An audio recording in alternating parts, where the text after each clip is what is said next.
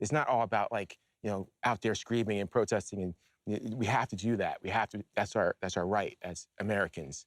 But we also have to show the other side of it, that we're not just that.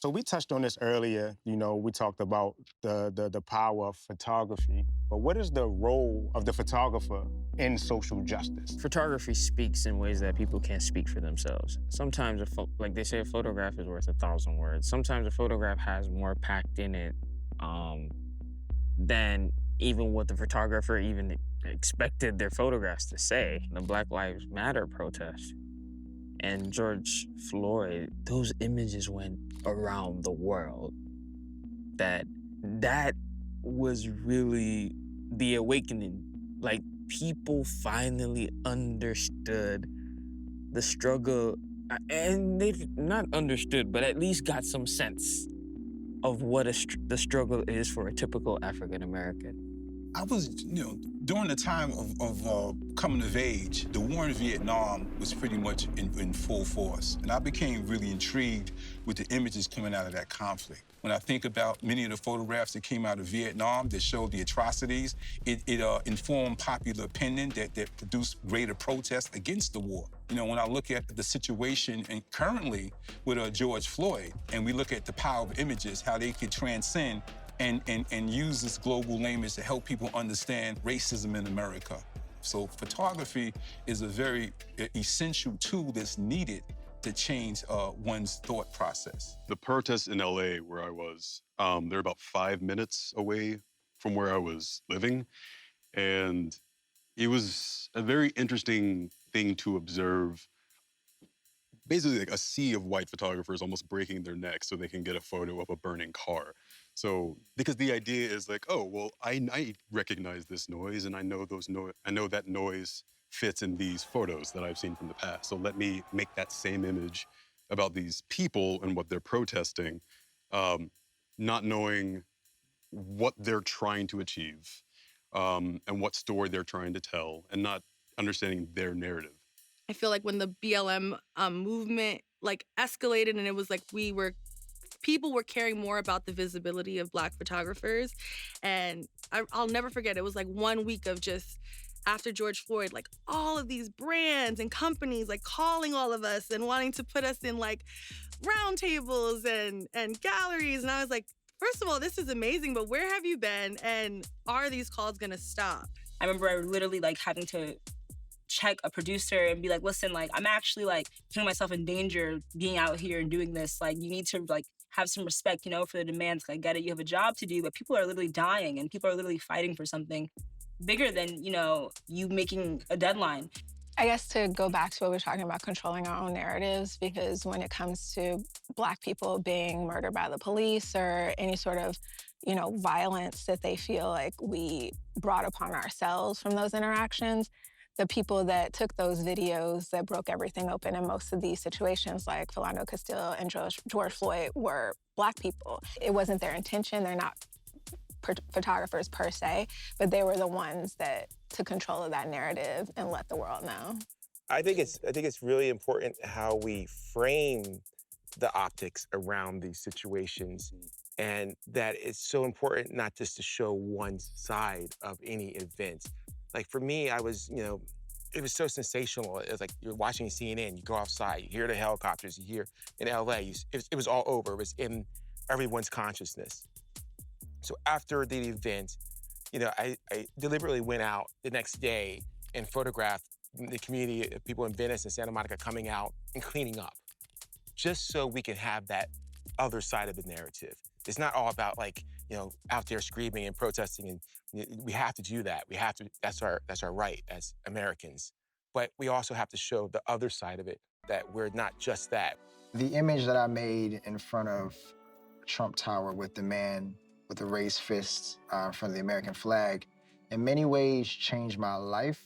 But there was a humongous emotional toll that it took on me that I don't think a lot of people realized. You know, I've been working in photography for a couple years.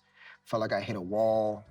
And I stepped out that day as a protester. It wasn't the first protest that I've attended in New York. And when I made the image and I posted it, I had never experienced what being viral felt like or looked like. All my socials are going crazy. We're talking millions of impressions, 50+ million impressions. You know, I wake up later that evening, Time Magazine's calling, Ellen's show is emailing me. Every magazine that I've ever wanted to work with, Rolling Stone, GQ, Vogue, is emailing me, asking me to work. And it just felt so bizarre because this all happened because George Floyd was murdered on camera. And I just felt like a Black man is finally achieving his dreams because another Black man was killed on camera. And then, you know, a couple days later, I covered the George Floyd Memorial in Brooklyn for The New Yorker, a publication that I had never imagined that I would be covering. On my way to shoot for The New Yorker, I get the proof from Time Magazine with my image for the next issue.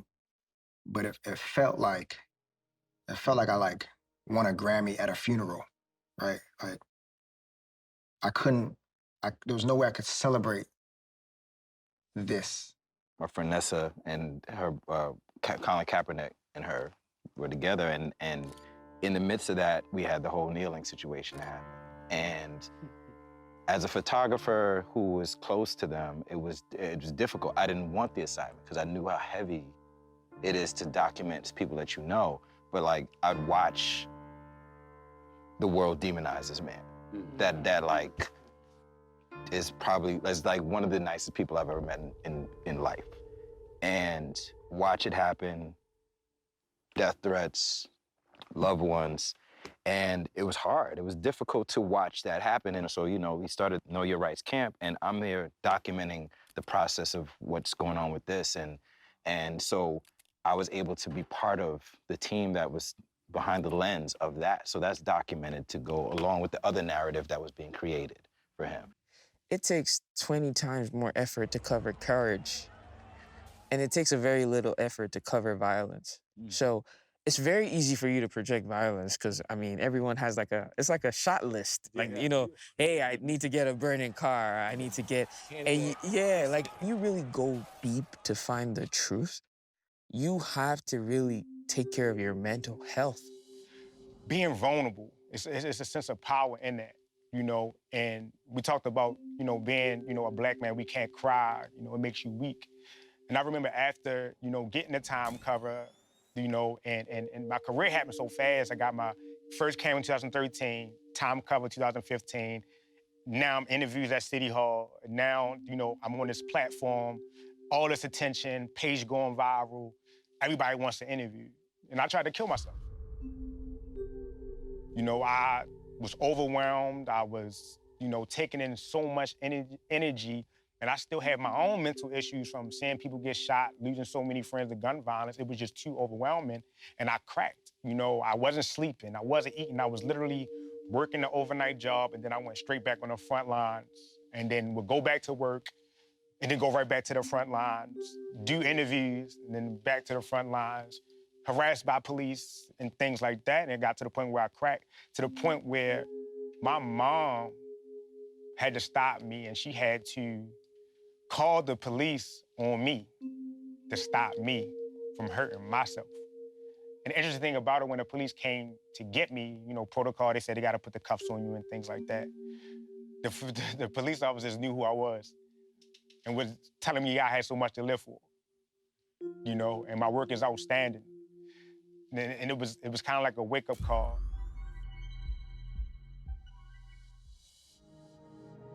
I like to work with a sense of permission, because it's the subject. Like I am not important here. Like this, like it is never really about me at all. And so you're wanting to get permission to tell this person's story. An image exists forever. And then people see that and act upon it. When you're dealing with communities that are marginalized, that are never seen, that don't have their voice heard, let them speak. I feel like we also have to be careful about, as photographers, in terms of projecting, like our subject matter and protecting. Because when you try to go out to show, for instance, that a subject is violent or this is struggle or poverty, and then you have a subject that has so much strength and character and there's so much power in their story, you've actually robbed an audience of hope. One of the things that, you know, as photographers, we have to ask ourselves that question is, what would you want to be known for, right? Authenticity and projection of hope. Where would we be without photography? Without proof of what we have been through? In a country of revisionist historians, we extend gratitude to those who chose to put their bodies on the line in the name of truth. We honor those who speak up against prejudice and racial bias when it comes to deciding who gets to create and tell these stories in mainstream media. They are the lightworkers of our history. When I first discovered photography, Gordon was one of the first photographers that I found out about. Gordon Parks is a huge influence on all photography, not just African Americans. Before I even really knew his name, I would just see his images. I remember how it made me feel. It was like, oh, this is the power of imagery. You know, the Oprah dinner, and I was like, who's shooting this? And then it's like the Obamas, it's just the ones that we look up to are really here. We are living with the legends.